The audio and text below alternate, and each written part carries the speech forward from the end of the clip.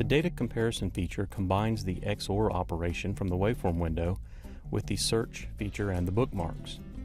The comparison is performed in the time domain so that conflicting sample rates and sampling methods can be compared correctly.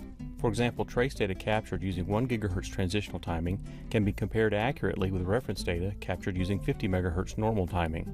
The two menu commands which configure and execute the comparison feature are the Data Compare options and Compare Trace and Reference. The Compare Trace and Reference menu command executes the comparison feature, while the Compare Options command edits the comparison behavior. I'll discuss the options first.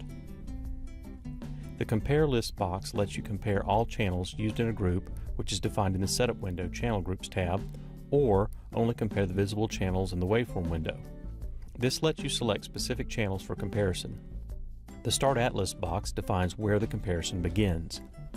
The Start at Trigger option is probably the best option, as the trace and reference data are usually time aligned at the trigger location. If both trace and reference data triggered on the same event, then they are time aligned at that event, and everything from that point forward in both data should correlate to each other in the time domain. Other start options are also available so that you can start the comparison at the first sample in the trace data and reference data, or at any of the moving data markers. Finally, the comparison feature can add a bookmark to each location where there is a difference in the data. The Bookmark up to X differences edit box allows you to define the maximum bookmarks to place in the data. Set this value to 0 to disable the bookmarks, or you can add up to 1,000 bookmarks in the trace.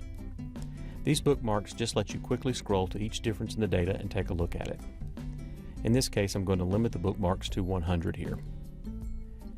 To visualize the comparison feature, these are two UART buses captured at different times.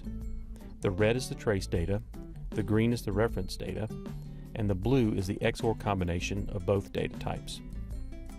So you can see where the data is different, it's logic high, and where the data is the same, it's logic low. These two trace captures are not correlated by time, and this is just an example of how the comparison works. So now I can execute the comparison feature using the Compare Trace and Reference menu command, and the software tells me there were 180 total differences between the two trace captures starting at the trigger.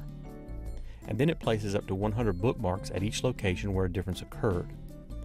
I can then go to the beginning of the trace and scroll to each bookmark and look at each difference in detail.